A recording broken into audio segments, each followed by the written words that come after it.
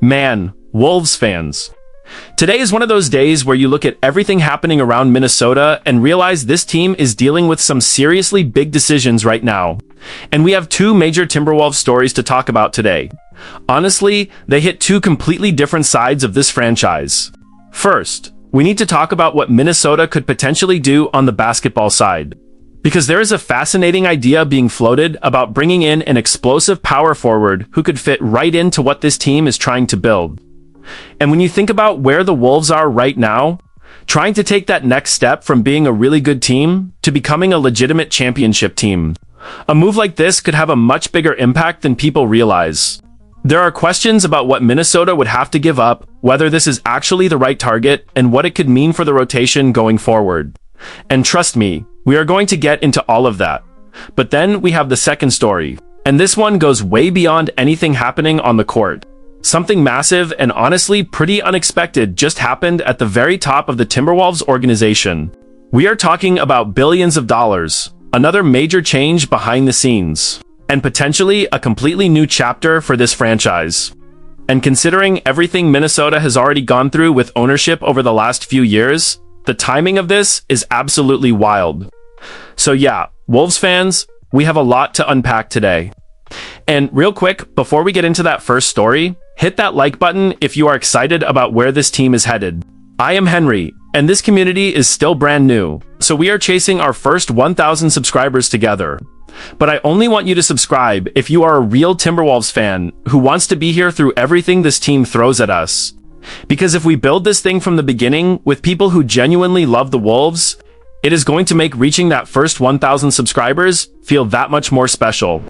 Alright, let us get into the first story. So let us start with that first story, because this is where things get really interesting for the Timberwolves. Minnesota still has a pretty obvious question at power forward. And according to this proposal from Heavy, one name the Wolves could potentially look at on the trade market is Indiana Pacers forward Obi Toppin. And I am not going to lie, Wolves fans, I actually understand the thinking here.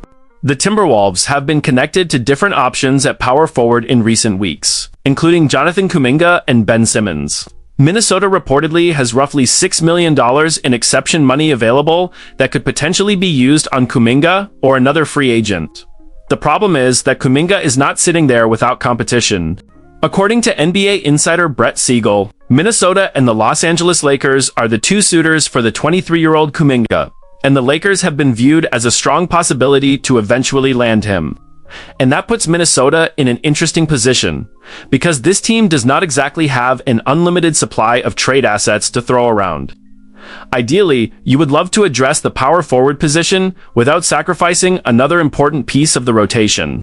But if the free agent options disappear, eventually you have to look at the trade market, and that is where Obi Toppin enters the conversation. Toppin is 28 years old, he stands 6'9", and we already know what kind of energy he can bring.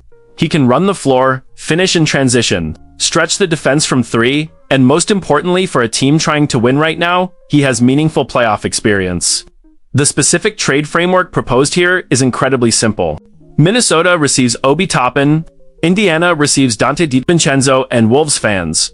That is where this conversation gets difficult for me, because I understand why you would want Toppin. I really do. You are getting someone who could immediately step into that starting power forward role and give Minnesota legitimate minutes at a position of need. But Donte DiVincenzo is not some meaningless salary you casually throw into a deal. Indiana would be getting a scoring-minded guard who could help a Pacers backcourt that needs additional scoring. So, from the Pacers' perspective, you can understand why DiVincenzo would have value. For Minnesota, though, you have to ask whether solving one problem creates another one. That is the question. And there is another important piece of this with Toppin. He dealt with injury trouble and missed a significant portion of last season. So you cannot just ignore the health side of the equation. But when he was healthy during the 2024 to 2025 season, we saw exactly why this idea is intriguing. Toppin played an important role in Indiana's run to the NBA Finals. And in the championship round, he averaged 11 points and 5 rebounds per game while shooting 36% from three-point range. That matters to me. Because, at this stage, Minnesota should not only be asking who has the highest ceiling, they also have to ask who they can trust when the games become uncomfortable in May and June. The Wolves have championship expectations now. This is not about slowly building something and hoping Anthony Edwards eventually becomes ready. Anthony Edwards is ready. And after Minnesota made the major move to bring in LaMelo Ball, the expectations around this team became even bigger. You are talking about putting LaMelo and Ant together, letting those two push the pace, and surrounding them with players who complement that style. That is also part of the argument for Jonathan Kuminga. Brett Siegel wrote for Clutch Points that Minnesota would be a great basketball fit for Kuminga because the Wolves have a clear need for another dynamic forward alongside Jaden McDaniels, and because an up-tempo offense with LaMelo Ball and Anthony Edwards pushing the pace would play directly into Kuminga's strengths. And yeah, when you picture that on the floor, it is exciting. Kuminga running with LaMelo and Ant would bring some serious athleticism and upside. But this is where the comparison becomes fascinating. Kuminga is 23. He represents upside and the possibility that you are getting a player whose best basketball is still ahead of him. Toppin is 28, and he represents something different: experience, a more proven playoff resume, someone who has already contributed deep into a postseason run. So Minnesota has to decide whether it values potential or certainty more right now. And obviously, none of this means an Obi Toppin trade is actually happening. This is a proposed trade scenario, not a reported agreement between Minnesota and Indiana.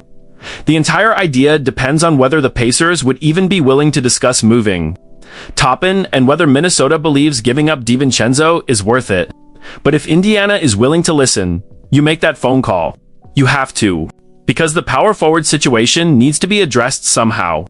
And if Jonathan Kuminga ends up with the Lakers, Minnesota needs alternatives. And remember, the Wolves had even hoped LeBron James could fill that vacant starting power forward spot before. James ultimately signed with the Philadelphia 76ers in free agency. So Minnesota has clearly been looking at major possibilities for that position. And now we have Toppin's name as another potential answer. Personally, I like the basketball fit. I love the transition potential. I like having another legitimate three-point threat on the floor, and I definitely like adding somebody with finals experience. But giving up Donte DiVincenzo is the part I would have to think very carefully about. Because when you believe you can win a championship, depth matters. Shooting matters. Guards who are not afraid of big moments matter. You do not want to become so desperate to fill one hole that you weaken something else. But Wolves fans, as big as that conversation is, our second story today might be even more significant for the long-term future of this franchise. Because Minnesota has undergone another stunning ownership change. According to ESPN's Shams Charania, American business leader Mark Stad has completed a deal to become the controlling owner and largest shareholder of both the Minnesota Timberwolves and the WNBA's Minnesota Lynx. Stad is acquiring the majority of Mark Lore's stake at a valuation of $4.5 billion. $4.5 billion. And the timing is what makes this so surprising. Because Mark Lore and Alex Rodriguez only officially became the controlling owners of the Timberwolves in June of 2025. Think about everything it took just to get there. Former owner Glenn Taylor had initially agreed to sell his majority stake to Lore and Rodriguez. Then Taylor changed his mind, and what followed was a long, complicated ownership battle before Lore and Rodriguez ultimately took control. After all of that, I think most Wolves fans naturally assumed these guys were going to be running the franchise for quite a while. Instead, just over a year later, we are talking about another change at the very top. That is crazy. And what makes it even stranger is that things were not exactly collapsing on the basketball side under the new ownership. Minnesota finished the 2025 to 2026 regular season with a 49-33 record. They made another playoff run before eventually being eliminated in the Western Conference semifinals. Was that the ending we wanted? Of course not. When you have Anthony Edwards and championship expectations, losing in the second round hurts. But this was not a franchise with no direction. And then Minnesota made the huge offseason move for LaMelo Ball, creating even more excitement about what this team could potentially become with LaMelo alongside Anthony Edwards. That is why this ownership news feels so unexpected. The Wolves are trying to get over the hump. They are trying to reach the NBA Finals and win the whole thing. And right in the middle of that pursuit, the person controlling the franchise changes again. We have also recently seen the Los Angeles Lakers go through ownership changes, and now Minnesota finds itself in its own major transition. According to Shams Charania, Mark Stad's deal makes him the controlling owner and largest shareholder after purchasing the majority of Mark Lore's stake at that $4.5 billion valuation. And now comes the question every Wolves fan should care about. What happens next? Because ownership changes are not just rich people exchanging numbers on a piece of paper. Eventually, ownership determines the philosophy of the organization. How aggressive are you willing to be? How much are you willing to spend? How patient are you with the front office? How do you evaluate the coaching staff? What happens if the season does not meet expectations? And maybe nothing dramatic happens immediately. In fact, the expectation presented here is that there may not be significant immediate changes for Minnesota. But that does not mean we should stop paying attention. Because this upcoming season could become incredibly important in determining what happens next.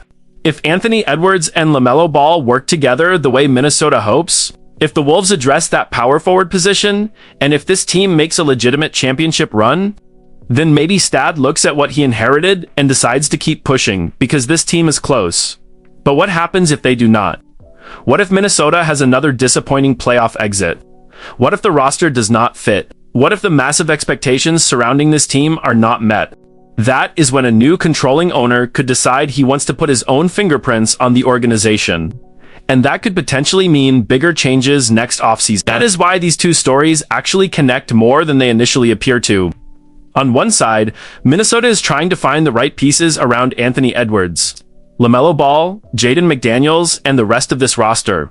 They are looking at players like Jonathan Kuminga, they have been connected to Ben Simmons, and now we have this proposed Obi Toppin trade involving Donte DiVincenzo that tells you how serious the basketball pressure is.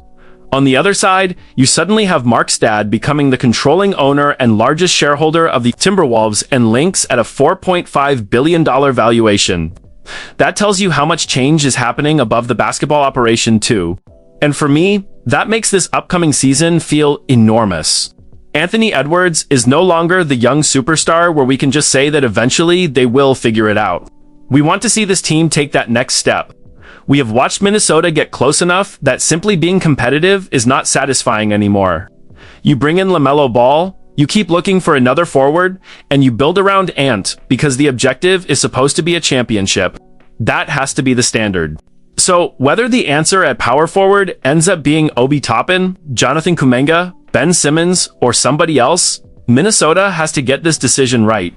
And with Mark Stad now taking control after purchasing the majority of Mark Lore's stake, we also have to watch what this new era of ownership means for the Wolves going forward. There is excitement here. There is also pressure and there is uncertainty. But maybe that is what makes this season so fascinating, because the talent is there. Anthony Edwards is there, LaMelo Ball is there, Jaden McDaniels is there. The expectations are there.